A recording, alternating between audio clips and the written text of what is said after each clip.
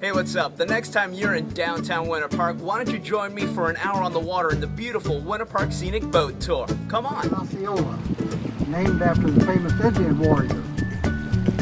You know, in the early 1800s, this shoreline off to the left was an Indian village. In fact, all of central Florida was Indian territory until about 1830 Canal. About 2/10 of a mile long.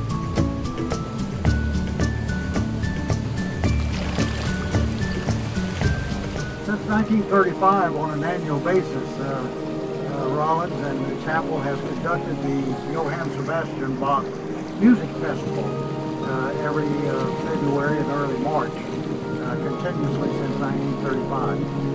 It's a nationally recognized event. He used to come to Winter Park in the wintertime to acquire lumber for his business. I fell in love with the area.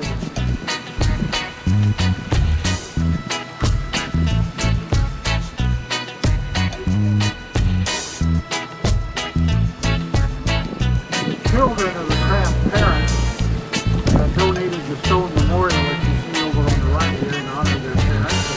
That's a favorite place for all weddings and receptions, other photo opportunities, and just a good place to sit